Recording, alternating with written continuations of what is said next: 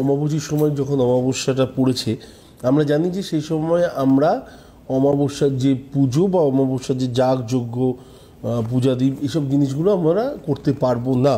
কারণ হচ্ছে আমরা জানি এই সময় দেবীর মন্দির পুজো মানে পুজো আর্চা বা তার নাম ধরে ডাকা প্রতিটা জায়গাতেই আমাদের কোথাও না কোথাও বারণ আছে। তো সেই বারণ অনুযায়ী অবশ্যই আমরা কোনো কারণে অমাবস্যার যে পুজোটা বা অমাবস্যার তিথিতে আমরা যে কাজগুলো করে থাকি সেগুলো কিন্তু এর মধ্যে আসে না, মানে শাস্ত্র অনুযায়ী আমি বলছি। এবার অনেকে ভাবতে পারেন যে না করলে কি প্রবলেম আছে, সেটা যার যার ব্যক্তিগত, আমি সে তার মধ্যে ঢুকবো না। কিন্তু স্পেশালি অমাবস্যার সময় মায়ের কোনো পুজো, মায়ের নাম ধরে ডাকা বা কোনো মহাযজ্ঞাদি এই সময় কিন্তু সম্ভব নয়, এবং তুমিও করবে না, আমিও করবো না। এবং এটা গেল প্রথম একটা জায়গা যেটা মানতে হবে, যেটা নিয়ম সেই অনুযায়ী আমার মনে হয় চলাটা ভালো। কারণ তা নাহলে অন্যদের সাথে ডিফারেন্সটা খুঁজে পেতে গেলে মানুষের সত্যি সমস্যা হবে। যেটা শাস্ত্র অনুযায়ী সেটা আমার মনে হয় জেনে রাখা উচিত। দ্বিতীয় জায়গা হচ্ছে 26 তারিখ যখন ছাড়ছে তারপর আপনি চাইলে পরে A to Z প্রতিটা জিনিস করতে পারেন এবং তার ফল কী পেতে পারেন সেটা নিয়ে আলোচনা। তো 26 তারিখ যখন আপনি অমাবস্যা ছেড়ে যাচ্ছে, ছাড়ার পর আমাদের সেম জিনিসটাই, যে জিনিসটা আমি করে থাকি, তারাপীঠ মহাশ্মশানে মহাযজ্ঞ এবং মহানিঘণ্টে কিন্তু সম্ভব হবে। এবং আমার বিশ্বাস যারা যারা মন থেকে প্রাপ্তি লাভ করতে চান বা যারা যারা সত্যি কোনো অসুবিধার মধ্যে আছেন, আমি প্রতিবার বলি যে কষ্ট করে ওই অবধি পৌঁছান, বাকি দায়িত্বটা আমার। অবশ্যই আমি আপনার হয়ে বা আপনাদের একটা আহুতির ব্যবস্থা করে দেবো। আমরা জানি যে প্রতিটা জায়গাতেই সব কিছু চার্জেবল, কিন্তু আমি এইটুকুনি বলবো না, একটা বিশাল জিনিসকেই মানুষের মধ্যে তুলে ধরার চেষ্টা করেছি। কারণ কিছু মানুষ যদি ভালো থাকেন না, তাহলে তাদের মুখে মুখে অ্যাটলিস্ট বলবে যে না আমি অ্যাটলিস্ট গেছিলাম, আমার ভালো হয়েছে। এবং আজকে ডেটে বহু মানুষ প্রথমে হয়তো বিশ্বাস করতে পারেনি যে না পয়সা কড়ি তো ব্যাপার থাকবেই জ্যোতিষীর কাছে গেলে পরে, কিন্তু এখন যারা জানেন বা যারা যাচ্ছেন তারা জানেন যে দেবাচার্য তাদের কাছ থেকে 1 টাকাও চার্জ করে না। নাম্বার 1। নাম্বার 2 হচ্ছে, হ্যাঁ আমি সবসময় বলি প্রতিটা জিনিসের একটা পারিশ্রমিক হতেই পারে।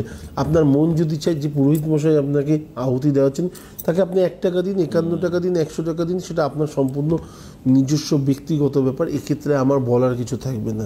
এটা গেল দ্বিতীয়।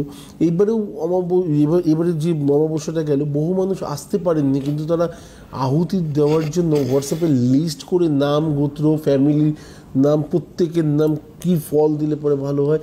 তো আমাদের কিছু কিছু জায়গায় অপশান থাকে না, কিছু কিছু জায়গায় অপশান থাকে। অনেকের অনেক সময় অনেক কিছু এক্সট্রা দেওয়ার ইচ্ছে থাকে যেগুলো হয়তো আমরা পারবো না, কারণ সেই সময় হয়তো আমাদের মনে হয় যে সেই জিনিসগুলো জোগাড় করা আমাদের পক্ষে টাফ হয়ে যেতে পারে। কিন্তু আমরা যেটুকুনি করবো সেটুকুনি নিয়ম অনুযায়ী করবো, এবং যাতে জাতক বা জাতিকার আগামী দিনে অবশ্যই ভালো হোক। তবে আমি বলবো না হোয়াটসঅ্যাপ বা এই ফোনের মধ্যে পড়ে থেকে, আমার মনে হয় কষ্ট করে ওই অবধি পৌঁছেন, জিনিসটা দেখার আরো বেশি সুন্দর। হ্যাঁ, জিনিসটা দেখারও একটা ব্যাপার থাকে। এবং আমরা জানি যে সুগার আমাদের যেরকম এনার্জি দেয়, মিষ্টি যেমন আমাদের এনার্জি দেয়, তাপও কোথাও না কোথাও আমাদেরকে 1 মাস অ্যাটলিস্ট দৌড়ানোর জন্য আপনার লাইফে যে এনার্জি দেবে, তাতে আপনার অনেক কিছু চেঞ্জ হতে পারে।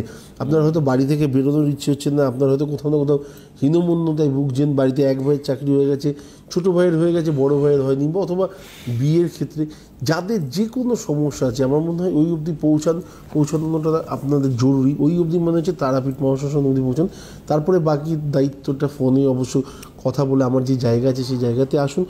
কিন্তু চার্জের জায়গায় আমি এখনও বলছি, দেবাচার্যকে 1 টাকাও দিতে হবে এরকম কোনো ব্যাপার আপনাদেরকে মানে লাগবে না। যারা যোগ্য আহুতি দেবেন তাদের জন্য। এবং এই অমাবস্যার পরে যে অমাবস্যাটার আমরা পুজো করতে চলেছি, যে মহাযজ্ঞের জায়গাটা তৈরি করতে চলেছি, সেই জায়গাটাতে আমার মনে হয় এর ফল লাভটা একটু আলাদা টাইপের। কারণ হচ্ছে প্রায় 4 দিন পুজো আর্চা সমস্ত কিছু বন্ধ থাকার পর মার কাছে যেটা কি বলবো, আমাদের প্রার্থনা, আমাদের এক্সপেকটেশন, সেটা যখন জানাবো, তার ফল লাভটা, তার বৃত্তি লাভটা অবশ্যই একটু আলাদা অন্যান্য পুজোগুলোর থেকে আমার মনে হয়। আচ্ছা, একটা জিনিস